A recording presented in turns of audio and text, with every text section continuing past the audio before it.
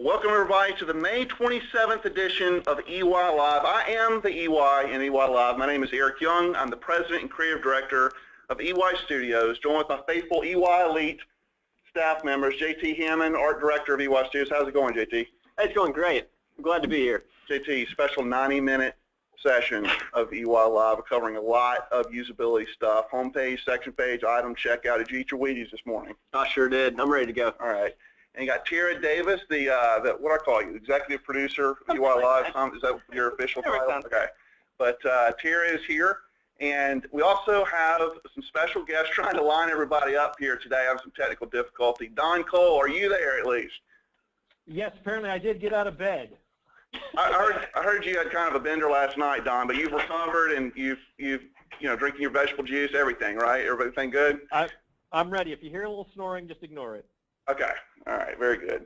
And I don't know if Kevin can come through. Having some audio problems. Kevin, are you there? Yeah. Okay. I think we're having some audio problems with Kevin. We're going to try and fix that. And one of our guests here, Derek Cromwell from Cyclops Vapor, is showing up. He was on Central Time, and so we're having some problems with our guests here today. We'll hopefully get everybody on, but luckily we can get right started with the content. So let's get right into that. Got a lot to cover.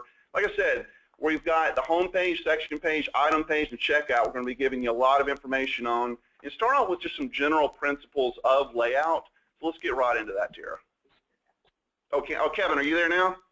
Yeah, I'm here. Okay. There we go. Kevin, welcome, Kevin. Hello. Glad you're here, and hopefully Derek can join us. He's Central Time. See, when I came, he's Alabama. When I came from Mississippi to Georgia, I had to adjust from Central to Eastern as well, so maybe that's the problem here. Kevin, we'll get back to you on Titanium Buzz, give you a little intro here in a bit. But let's tee up some of the general principles on design here, and then we'll get back to Kevin. But we have a poll question first, right? So let's get into that. We have a quick poll before we jump into the different sections of the site. We want to hear from you what sections of your stores need the most improvement, your home page, your section page. Item or checkout, right. Yeah, or checkout. So you guys want to fill out that poll. real quick. Where are you hurting the most on your store? What do you need the most information today on the webinar? Horse race here, Tara. Yeah, going all over the place.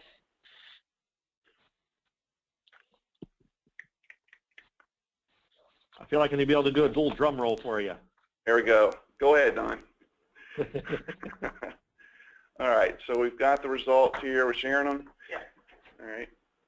Pretty close between homepage and checkout. Homepage 31, checkout 38. I saw homepage jumping out. They were both the whole time as people were entering. So 31% homepage, 23% section page, 8% item page, 38%? 38%. Checkout. Don, what do you think about those results? Not totally surprising. Checkout is one of these, that a lot of people don't know what they can or can't do. And so I think that's where they feel like they have the least control. So not totally surprising. Very good. Well, let's go directly to some general principles for design here, Tara. All right. So one of the things you have to know about design is that people, first of all, unless you're very dyslexic, you read left to right and then top to bottom. And the combination presents what's called the F pattern. That's very critical when looking at any layout, when you're arranging shapes, the way that you present color. JT, any thoughts on the F pattern here? No, I think a lot of this we're going to be covering today. I mean, it speaks directly to this, and how we lay out, the pages, where that visual hierarchy is on the page. Keeping those important elements higher up on the page. Following that natural kind of eye movement around. Right. Very good. All right, let's go on the next slide here, past the F pattern. Now, Don, before we got into this call here, he was giving me a drama about including the word drama. So which word would you include here, Don? If you don't like the drama word, what would you say here? Okay, I like using the drama word just because I can give you grief over it. Right. Well, listen, you've got to tell a story with any type of layout. You have to look at this as a linear experience that you're driving the customer through. From your home page to the checkout or wherever they enter or leave, you have to drive a linear experience. And so think of that as a narrative. And just like any narrative, like any movie or novel, you need certain drama in different places. Sometimes you need to really, hit the accelerator on the drama, and sometimes you need to hit the brakes. a good example of where you need drama, or what, another way to say this is emotion, where you really need to have a lot of visual interest. Is that fine, Don? Did I get past you on that? Is that all right? That's fine. I'll still bring up drama later. Okay. All right. We'll bringing it up. But. We'll say visual interest to satisfy Don there, but you have to have a lot on the home page. JT, you agree? Yes. You need to grab them, right? You need to have that emotional punch. But let's go on here. When you get to the product page or your section pages, you need to kind of curtail the drama. That's where people start to really focus in on specific information, take the emotion back a hair, and when you get a checkout here, what happens? No drama, right? That's when you need to really focus on getting your credit card out. You don't need a lot of distractions. You don't need a lot of color and drama. So you need to take it back there. So just think about that. Think about your own store's experience. Is it kind of like repetitive throughout? Do you have ups and downs in terms of the emotional and visual interest, or is it relatively the same? Something you definitely need to ask when you consider the layouts for your store. All right. Now, one principle is never assume. You know what happens when you assume, and your customer may not know what to do next. And Tara, this is something I encounter a lot with merchants. It's like they get on the call with me and they say, look, I don't understand why my customer is not clicking on this. It's obvious. Can they not just understand, that this is here? I mean, it seems very obvious to the store owner, but not so obvious for the merchant. And what are your thoughts on that? You see a lot of that as well? Yeah, and they'll have, which something we'll cover later on, buttons, because it's color coordinated, all the same color, where, oh look, it's the checkouts right here, but if their eye's not drawn to it, I don't know how often when I'm doing my online shopping, where's the checkout? Right. That's the number one thing that at all times should be accessible. Yeah, one of the key tenets of usability is don't make people think. If people are having to think about, what's happening next, then it's a problem. JT, what are your thoughts on assumption? A killer of layout? What do you think? Yeah, it is. And I think, Tara hit it, talking about the color too. I think, we'll be talking about once we get on into each of these sections, the use of color and how effectively to use that and not be so simplified in the design to where everything's the same color and then, you kind of lose that visual interest or where they should be focusing on. Or drama. Or drama. Right, exactly. All right, let's go on here. Another thing you have to do is establish clear call to action buttons. We may refer to those in the webinar as CTAs, call to action buttons. And you can see here on the Styling Online example how it has the shop now in the big graphic, the shop socks, the shop belts. I mean, it has the call to action that eliminates any kind of confusion. If you click on this graphic here, this is what it's going to take you to. It seems like it's so simple of a concept, but so many merchants that we come across don't put call to action buttons, and it can really hurt you in terms of the overall flow of the site. Okay? The next principle is size matters. Don't give me any grief on that one, Don. It's true. All right, roll with it. But you have to include different size shapes in order to keep visual interest. And again, this is also from Styling Online. And the two main, we'll talk about this here on the product page in more detail, but the 2 points of visual interest you really want to drive to is, of course, the main item photo, the Superman shirt, the cape shirt. I need to get that for my toddler. Our 3-year-old demands that. I need that. But the toddler cape shirt and then the add to cart button. You have to remember that the eye is attracted to larger shapes first, then decreasingly smaller shapes. They see that what's largest and then next largest and the next largest. So the hierarchy absolutely works when creating a visually appealing layout. So make sure it's appropriate and consistent when you're putting your size in the layout here. All right. So man, this thing almost like made my eyes bleed when I saw this. I bought my mother-in-law is coming to see me. I'm going to Chicago next week. I'll be joining the erstwhile Don Cole at IRC. Terry, you'll be there as well. Very Megan excited. and Jay will be here from the EY. Will be in IRC. Hopefully see some merchants there. Don, you can come if you want, whatever. And then, so listen, I bought her the Spirit Airlines. I want to buy Spirit, all right? So I go to the site, and I see this yellow background just like scalding my eyes. Now, whatever designer did this needs to be taken out back and shot. Do you agree? I mean, it's like, oh my goodness. And they think that yellow is a happy, cheery color. It's the color of the sun. It's optimistic. But it really can become very harsh when you're looking at the overall user experience. And look at their CTAs, right? So they've got sign up now on the header, this really garish red color against the yellow. but it still, it sticks out. I guess you can give them that, right? But the yellow can really detract from that. So minimize harsh colors. We see this a lot. In fact, we're going to be critiquing one of the sites that submitted themselves for critique here later today, and we'll talk about their colors. But let's go on to the next one. This is a big one, right, JT? We see this all the time in sites that come over to UWA Studios. Is they're filled almost on every major layout with tons of needless distractions. You know, it's all over the place. Now, you've got this Hollywood DJ example, JT. Talk a little bit about the needless distractions and what they're doing wrong here. Okay. Yeah, there's quite a few things going on this page, you know, that definitely recommend against.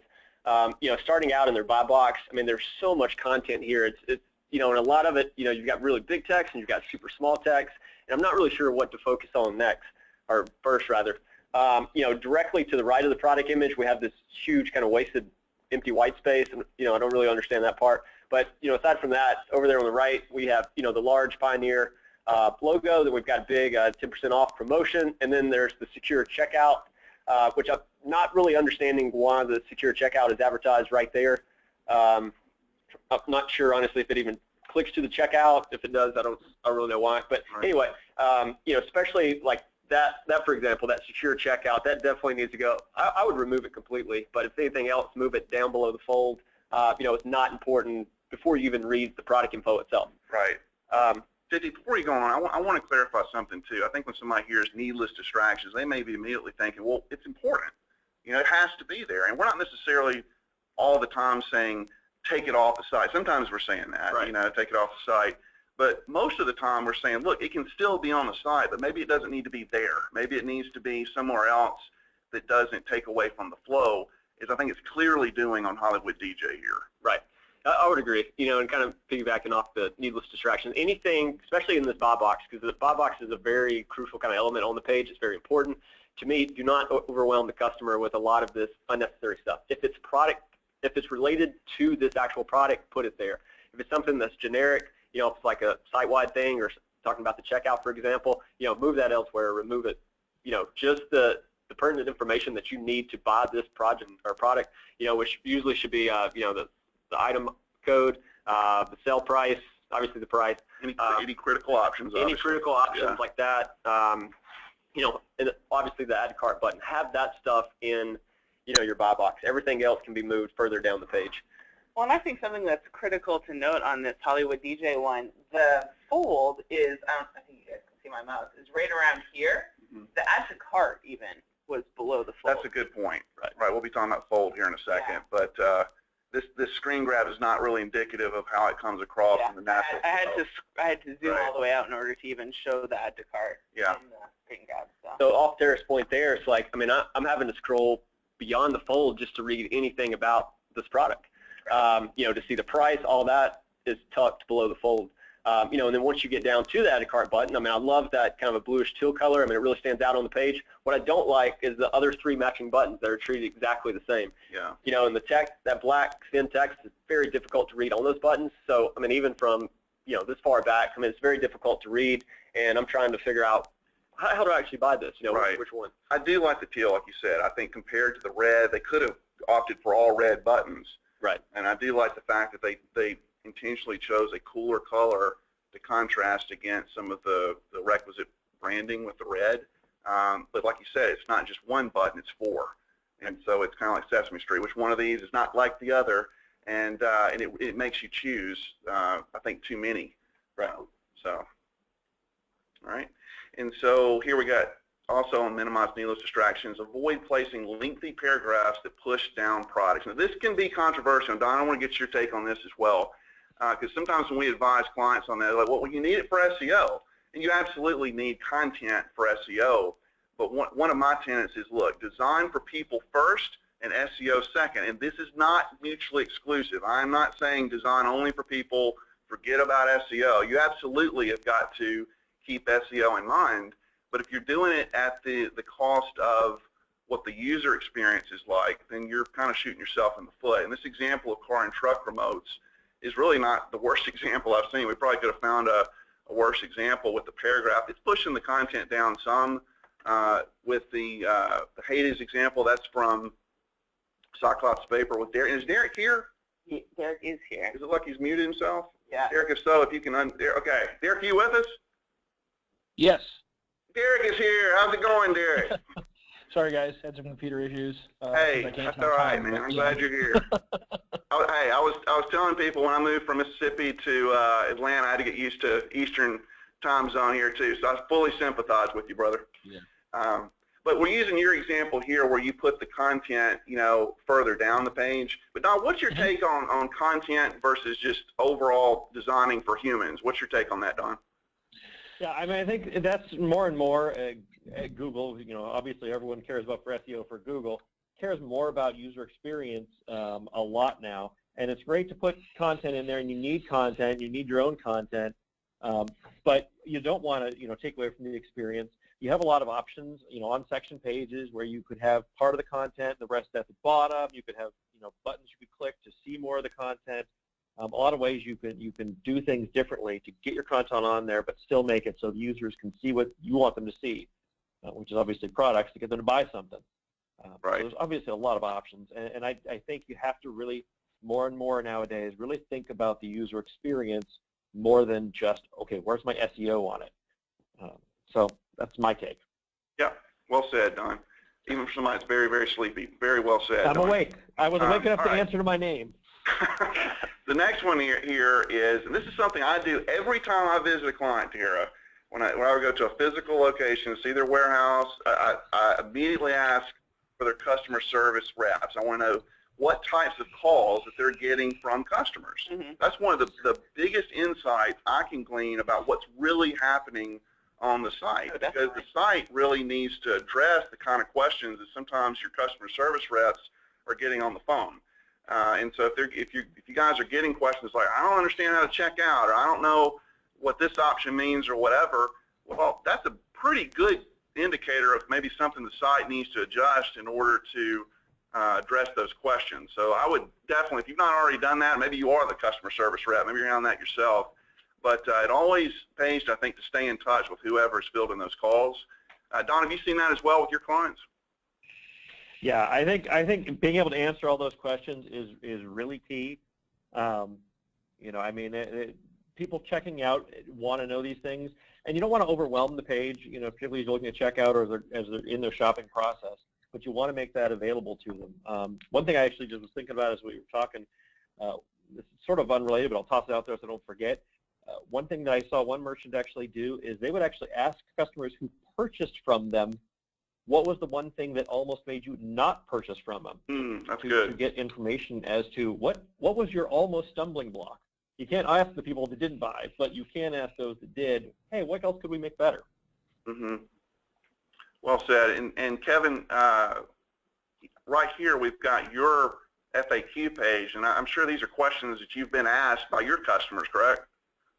Yeah, pretty much that's what we did. We really look at that a lot, and it helps two things, I think. It helps cut down on the amount of calls and emails that we get, and it also just brings a lot of that to the forefront because they are most of the common questions that we get from people, so we wanted to throw them out there. And we revisit that all the time just to make sure it's up to date, and we're adding to it or deleting things as we go. Right. I mean, you're seeing different examples here. You see Kevin's FAQ page. You're seeing the what we call the confidence column on the checkout. We'll be talking about that when we cover checkout. And then, of course, the credit card symbols, the secure shopping. I mean, you have to ask yourself, what are your customers concerned about? And really get authentic with them. Derek, one of the things we were establishing earlier, I don't know if you caught that part, is how you can never assume with layouts, or really from customer service in general. Derek, have you found that to be the case? You can't just assume what your customers can do or not do, correct? No, absolutely not. Yeah. So, Derek, now that we've got you, I want to go back to Kevin here. We're about to cover our home pages here. Derek, just tell us a little bit about yourself, about Cyclops Vapor. And Tara, maybe we can queue up his site and maybe look at that. But tell us about Cyclops Vapor and anything you want to share about your brand. Sure. We're an e-liquid manufacturer. It's kind of a booming industry. A lot of people moving away from cigarettes. They want to get into electronic cigarettes. We don't manufacture the devices. We just manufacture the e-liquid, with each individual product being a flavor we're a fairly new company, but that's really the entire industry is really new, and we come up against a lot of opposition from tobacco and pharmaceutical companies, and because it's a new industry, we also come up against a lot of competition. Everybody and their brother wants to manufacture this stuff. That makes it really hard to stand out. There's a lot of competitors, especially online, other companies trying to do what we do. That makes it really difficult to, if you have for example, a vanilla custard e-liquid like this one you just brought up on the screen, there's a lot of other companies that do the same thing. How do we tell our customers that ours is better or ours is different when they're all supposed to be just vanilla custard? So. Right. Well, talk to us about the unique illustration style. That was one of the things that I really was attracted to in doing the project for you. Talk to us about how that came about and how that's played a specific role in your brand. Sure. With these e-liquids standing apart, a lot of it has to do with the branding and the company and how it's presented. Now, the two gentlemen that started this company, Zach and Gary, they were trying to find a way to create a theme or a brand with the product to set this apart in the industry. Well, Zach only has one eye, and Gary is, I think he's 6'6" or 6'7". So the two of them, they kind of joked about they are like a cyclops. You've got one that's giant, one's missing an eye, and that steered them towards the whole Greek mythology theme.